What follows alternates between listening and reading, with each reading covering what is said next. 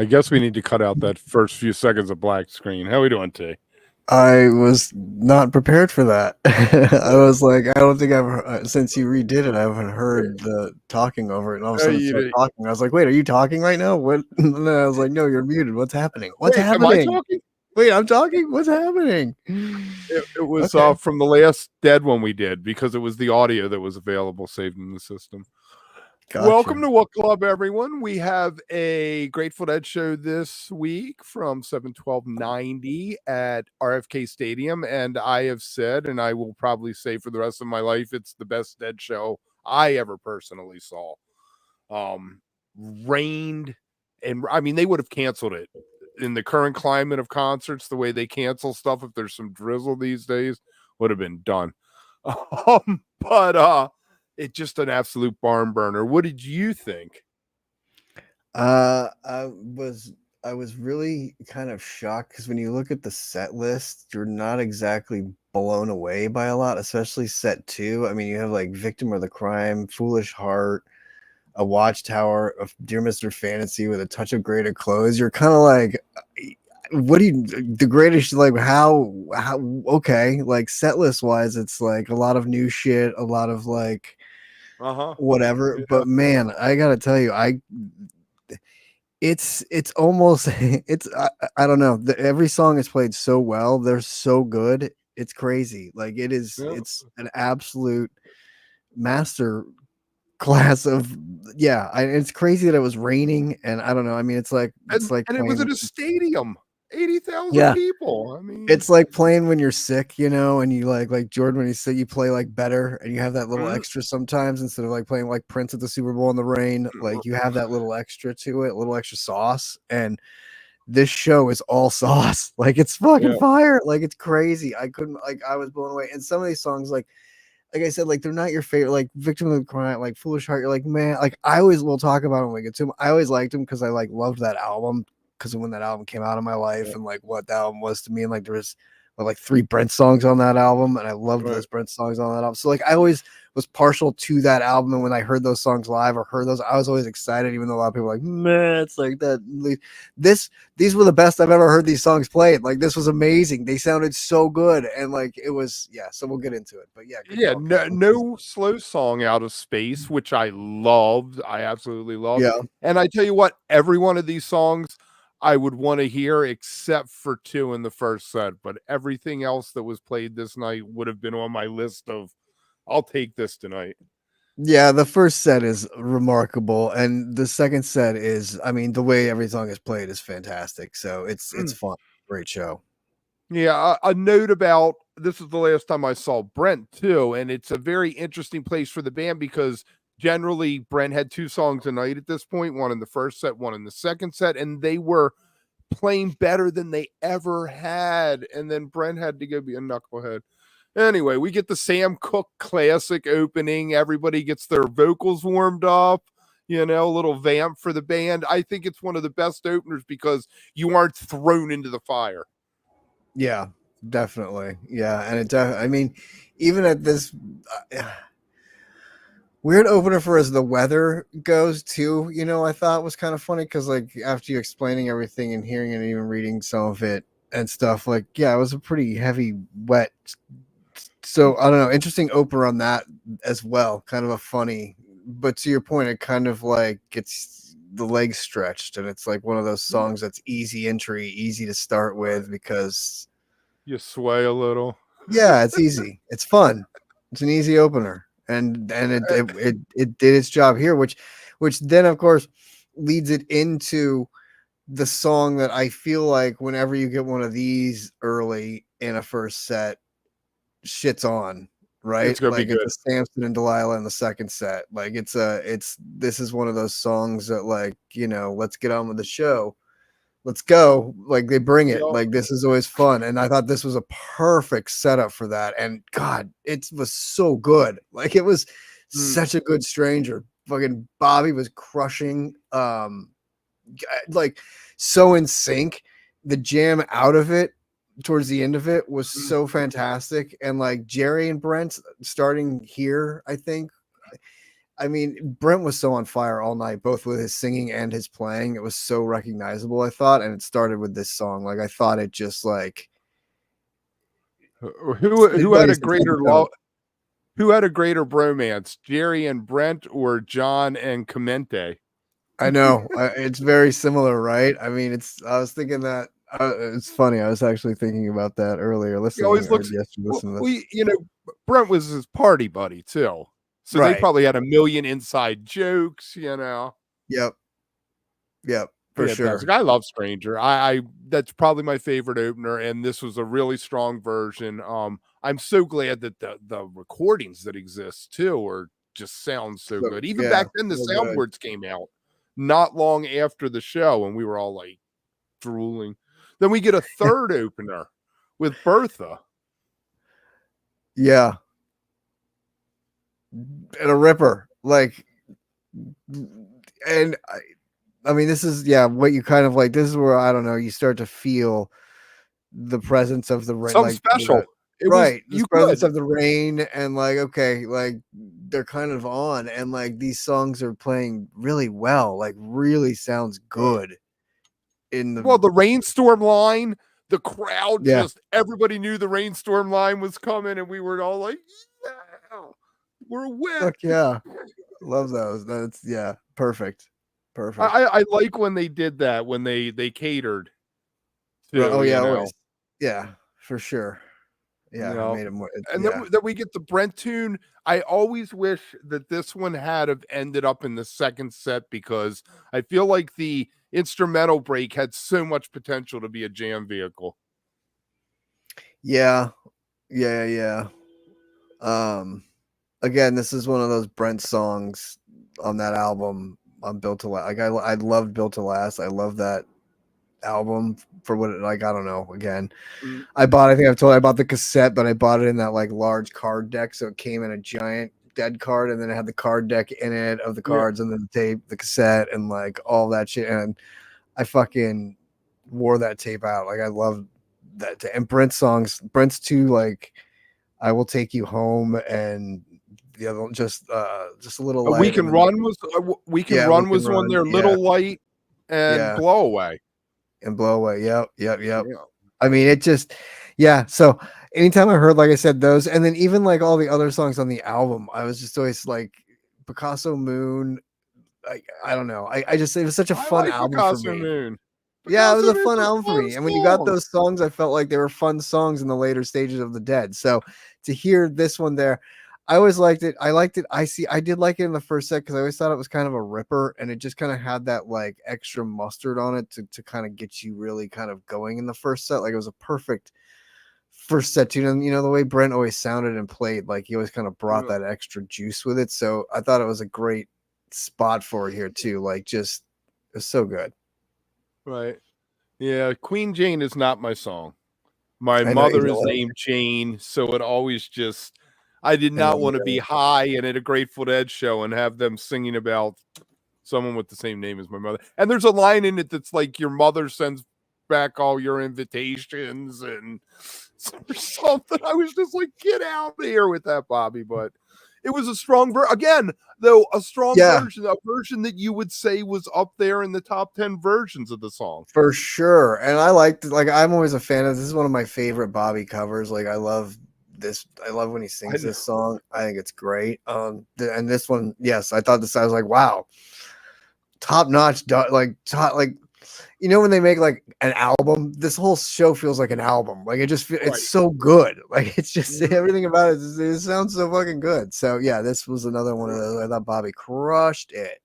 So yeah, we get the rarity, I guess, semi-rare Stagger Lee. It showed up every once in a while, but every once in a while. But a perfect fun song for this night. Like you've been out, you're bearing the storm, so you get a little treat. And Jerry sounded so good. Like it sounded good. He did. All right. So, and then because this is when it gets weird. So you get the Cassidy, and I remember thinking at the time that was going to be it. That they were going to end the set with it, which I did not get a lot with the Grateful Dead back in the old days. You could really tell normally when things were going to end. And but but we got a fantastic Cassidy and bonus stuff. Yeah, I always see Cassidy as the setup song before the end of the set. Like I always feel like it sets up the next song. So I was surprised. Like Bird Song or something. Right, exactly. So, or even like a Music Never Stopped. Like I was surprised to get the Tennessee Jet in there. I thought that was the extra song in the set. The Cassidy again, Bobby. It sounds great. Like another great version. Like almost as good as like the Without a Net version that's on that album. Like it's such a good, crisp. In the Rain. Yeah, I'd be going. I'd be a Stagger Lee and a Cassidy. Like after everything else you've heard that first set, fantastic. Like fantastic. And then you get this extra Tennessee Jed, which I thought again. Sounds so good. Like another one that you would tell people, go listen to this version. Like it's a fantastic live version of it at this point. And then one of my favorite set closers. I love that song as a set closer. So I mean that must have been fun as hell dancing in the rain and like playing this. It's yeah. So great. Sweet sweet jam in that Music Never Stopped. And again, incredible reentry. They always have the best reentries in that song when it comes back around, and it's so good. Like it's so good. So a Tennessee Jed of the what I call the Europe 72 songs, the Ramble on Rose, what are the Brown Eyed Women, there was that group of songs they did, and I was always meant on this one just because it's a straight repetitive, blues song. Have you ever heard the story Hunter told? He was walking along a pathway in Spain with like brick walls on either side, and there was a guy playing a mouth harp, and he wrote the words to the rhythm of this guy playing the mouth harp. Fantastic. Really? And he gave it to Jerry, and Jerry's like, I got this. I got you, Rob. Like Jed's up there. Like, see, it's like a half step to me. Like I like half step a lot. Like half step's one of my favorites. Jed's kind of in that category. It's like the knockoff version of it's like the not good version of like a half step. You know what I mean? Like I'd rather get a half step than a Jed in there, but they're kind of those similar songs to me. So I see what you're saying. It is a little. And not a slow song from Jerry in the first set either. No, I'm just noticing. That Tennessee Jed just as easily could have been like a high time or something like that, Yeah, or even where the Stagger Lee was too. Could have been the slower song after Bobby's song, which could have even been like, so yeah. I wonder if they were ever going to release this or something. I mean, there's they had the screens. At this point they were filming, the Buffalo one they have out in the JFK one. Yeah. So I wonder, because they did that CBS show in '93, the year at Giant Stadium. They opened with "Eyes of the World," the show, because they wanted to have "Eyes of the World" as the song, and they needed the daylight. They should release it though. It's so good. Like it's like every song is so good, and they have good qualities of it. So it's so it's so good. It's a great. All right. Make sure that you like and subscribe and leave a comment if you're watching this later. We love to hear what you guys think. Let us know if you were at the show. Make sure that you tune in tomorrow night at 9:00 because I am just so excited. We have Mark Brownstein from the Disco Biscuits coming on, not as a guest, but as a guest co-host. So it's going to be a regular live, and Mark is going to jump in and do the Around the Horn and all the fun stuff with us. So make sure you check that out. That will be fun. Speaking of Gary was there. Great show. See, Kev was there. Did you run into Gary? Yeah. Dude, I tell you what, quick story. We're standing there like 10 of us in a huge circle smoking a joint under a tarp, right? And these two kids come up. They had to be like 13 or something like that, right? And they come up, and one of them stands next to me, and one of them stands up on the other side of the circle, right? And like the joint comes to me, I look at the kid and I hand him the joint, and everyone's like, "What are you doing?" And he hits it and then passes it to my friend Beth on the other side. I was like, I'm going to jail. What can I do? I guess at the moment I didn't think he was that young, and then Right. afterwards people are like, but he was smart. He's like, let's go hop in the circle, man. Throw his hand into it. Well, yeah, and I think you don't really think of it either. It's just the reflex is to just sort of pass it anyway. So you're not really looking at the kid until you kind of do it, or then you're oh, but yeah, you're not. I get it. Get where you're coming from there. So they delayed. It was a very long set break because of the rain. Okay. And I think there lightning? There was lightning. Like you could see the lightning like out in the distance. I mean, it was close enough that these days they would have been like, no lightning for a half hour. We won't start again. But they were evacuate all that shit. Yep. So we got the fill box of rain. At that point, and I guess to this day, I really thought that, Phil started doing a bunch of tunes in the 90s once Brent was gone. Like If the Shoe Fits and Childhood's End and Wave to the Wind. I always just wanted the Box of Rain or a Tom Thumb. Tom Thumb's great. Like, yes, that's his song. You know what I mean? Like, it's that's a great song. Yeah, I never liked like Broken Arrow. I never liked a few of the random ones that you get sometimes, but yeah, like Broken, like those. Yeah, I know what you mean. I mean, he broke out the Unbroken Chain, and I will take that because I love that song, and it was, everybody wanted to hear Unbroken Chain. Why have they never played that one? Yeah. Right, so you don't like Victim. I am a huge fan of Victim. From the first time I heard it, I was like, this is not like any Grateful Dead you've ever heard before. Yeah. The lyrics were so dark and twisted. I was like, I can live here. Yep. It's such a it is a little bit darker song too for them, you know what I mean? Like it was kind of had that sort of darker. It was Bobby commenting on Jerry in real time. Yeah. Patience runs out on the junkie. Totally.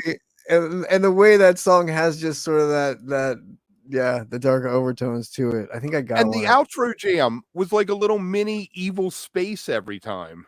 Yeah. Okay. It's a great version of it. Like it's so good. It sounds like it could be an album. Like it's so solid. So again, if you're going to tell someone, hey, you should listen to this version, it's great. They nailed it. And then Foolish Heart, same thing. It's so crisp and clear and like super groovy, like had a really good groove to it. And throughout the whole thing, like I always love the like the Brent key, like the raise on the keys, and just like it's just such a great Jerry tune as well. Like it's just one of those with Jerry singing. And when they hit the re-entry, when they nailed it, when they're like dun so good. Yeah, it has a great that moment too. It has a great like ability to jam, and then that great re-entry for it anyway. And then the end, just sort of fluttering it out into that Dark Star they floated right into it. It was fantastic. Like it was ridiculous. It was so good. Like I had to go back and listen to it again because I was like, wow, that was such a buttery, just like how you want your Dark Stars to enter. So good. So good. I'd say that this is probably one of their finest voyages into outer space. 25 minutes, because I guess they were like, y'all have been standing in the rain all night, of like Primal Dead. I mean, they just go for it so hard. And I mean, yeah, the way they floated in, they took a long time to get to the first verse. Oh yeah. They let it go back out, and they really let it go back out before.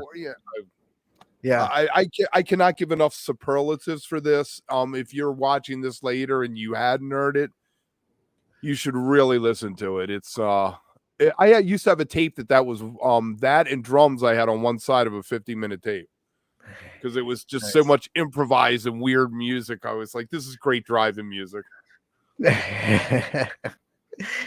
It's such a good, I love it when they take it out before they ever start the song, when it's one of those that like gets the extended long takeout. It's one of those where you're like, what song are we in again? Oh yeah, it's Dark Star. And we haven't even heard the first verse yet. We're still in, like, what are we the getting? pre. Are we going to get an instrumental one tonight? You know, Right. Oh, so good. And then when you get that first, the first set of lyrics, and then you travel back out, so good, so spacey. I don't think anybody can sing Dark Star right. I don't know what the reason is. Maybe it's the key it's in or the note it starts on. But then Bobby compounds it with the trying to do vocal flourishes. I'm like, just sing the damn lyric like the way it's written. And I'm sorry, that was my Dead and Company criticism for the night. It's different. I just think if they should, everybody could do Dark Star and just do instrumental version of it.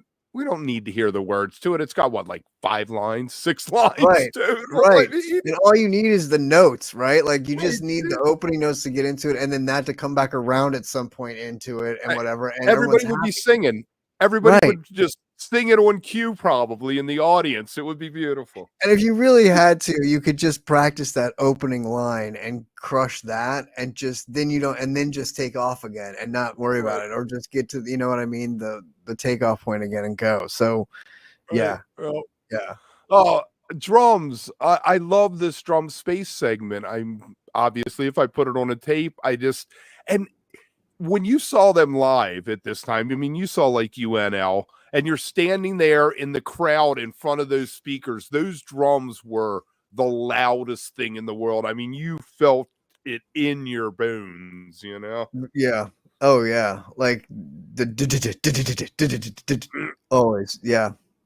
Those, and then Phil would drop the bombs and it would go through you, and like, but again, they were again taking their time with this though. I mean, the drums was like 10, 12 minutes, and then the other 15 was space. I mean, it was an extended space. Space was so long. Like, yeah, I know. I was shocked at actually too. Both of them, because and then again coming from the Dark Star. So yeah, I mean, you had a long ass time of they revisited. I feel like they revisited some of the themes from Dark Star in that space. Yeah. You know, Jerry was like, I like some of these things we got where we were. And then I feel like, again, coming out of that into the Watchtower was a perfect build into it. Like that floats in too, because it's just like all of a sudden. Yeah. And Bobby just laid it down, and it fell like right into it. Which again, I'm not a huge. What? It's a very gentle landing after the last 50 minutes you'd been through. Yeah, you need it like after that for sure. And I say I'm not a huge Watchtower, and I'm not a huge Mr. Fantasy Hey Jude fan, but it sounded good. Like this whole show sounded good. So even if you're not a fan of it, you can't argue with like good versions of good rockers, music. Though. Good. I mean, all rockers. You know, Watchtower. We were all like, oh, Stella's coming or something. No, we're gonna do fantasy. And I do not want to hear Dead and Company do fantasy, but I do want to hear. I loved when Brent did it, just because, you know, it was a song that I grew up listening to, and you know, it was a welcome change from the standard 12, 14 songs that they always played out of space. Yeah, you know, yeah, and Brent would give it his all, like when he'd get into the, you know, the na-nas, I mean, and the whole audience singing along. You know what I mean? It's like he had a little bit of that Bobby Velveeta in him that he could bring out, and this was one of those songs, fantasy, he got to bring it out in for sure. Yeah. The Touch of Grey, I tell you something weird about this. And I think the reason they played Touch of Grey to close the set is because they had a huge 40-foot, 50-foot skeleton come out and was dancing behind them while they were playing Touch of Grey, which was weird anyway. I think they did it a couple other places. I only saw 2 shows this tour, which I still kick myself for. I saw the whole 89 summer tour, but then the next year I was working, paying off the last year. Right. You missed 90. Damn it. That's and funny. I think Touch of Grey is a fantastic. Touch of Grey is a fantastic closer because it was always an opener, always a set opener. I was like, yes, let's rock it. I actually thought we'd get another song, So yeah, it's a weird ender. It's a good ender though, because it flips it a little bit, and I think that's fun. And I think that's cool. It's a good place for it too, especially after that storm and everything. It kind of made sense. It was again another nod, so it was a good spot for it. Like it was good, and then you get the Wait encore of it with everybody.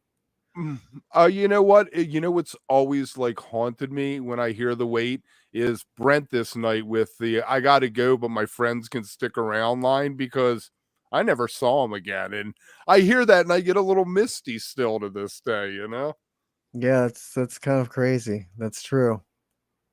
I was so happy they did the Wait, and when they started doing Maggie's Farm, remember that, because everybody got a verse. I liked when everybody could get a verse. It felt like they had become this more cohesive whole at this point. They were a unit. They didn't. They fired on all cylinders, and even when Jerry wasn't quite, top level, the rest of the band was so on that you didn't even notice. Yeah, because Jerry was high some nights. Jerry had his moments even then. Definitely, and I don't know. I mean, this show is so.